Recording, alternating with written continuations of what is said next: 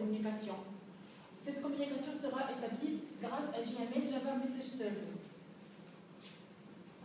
Notre travail consiste à concevoir et développer une solution d'intégration asynchrone qui permet la communication entre le système de gestion des clients fixes et l'annuaire.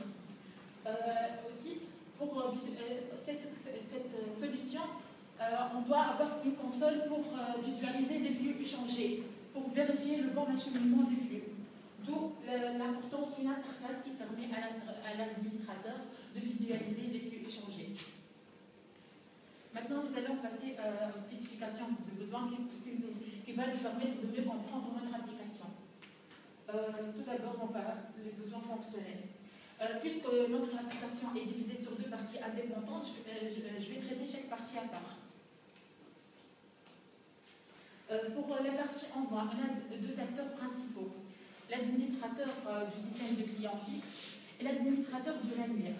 L'administrateur du client fixe, qu'on appelle GIS chez Tunisie Télécom, et l'autre, l'annuaire 1200, système 1200. Pour l'administrateur de GIS, il est responsable de transférer les flux à l'administrateur du GIS, à 1200. Pour ce faire, il faut définir les flux à échanger et se connecter. L'envoi de messages nécessite une connexion, comme on va le voir dans la conception. L'administrateur, dès qu'il reçoit les flux, il va mettre à jour l'annuaire. Cette mise à jour sera faite selon les types de flux. Soit il modifie des données existantes, soit il ajoute, soit il supprime des données. En ce qui concerne la partie envoi. Pour la partie console,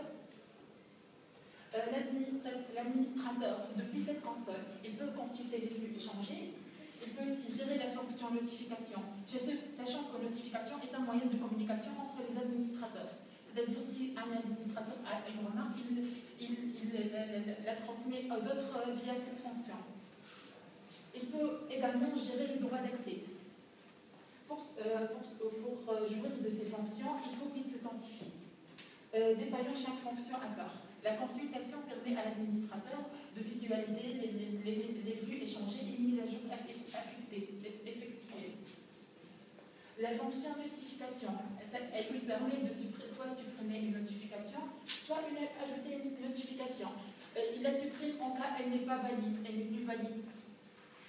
Pour la fonction gérer les droits d'accès, il peut soit supprimer un administrateur existant pour lui priver de l'accès à cette console, soit ajouter un administrateur pour qui lui permette de jouir de même rôle que lui.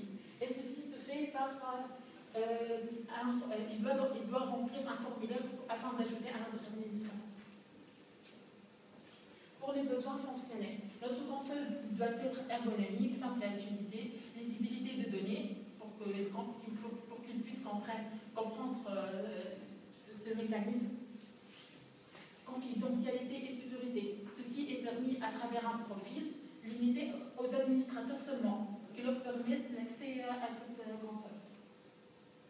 On a aussi la fiabilité en ce qui concerne l'envoi de données, la bonne transmission, le bon acheminement des données et la sécurisation.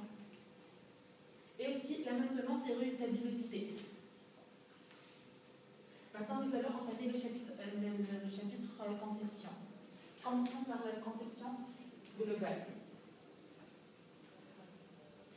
L'architecture générale de notre système. Notre système, comme je vous ai expliqué, se constitue de deux parties essentiellement. Une partie d'intégration, intégration entre les deux systèmes via envoi de flux. Cette partie comporte trois sous-parties. La gestion d'envoi, la gestion d'envoi, l'envoi de flux. Comment ça se passe? Il doit se connecter. Il y a un mécanisme de connexion qui se passe là-dessus. Il y a aussi la gestion de flux en ce qui concerne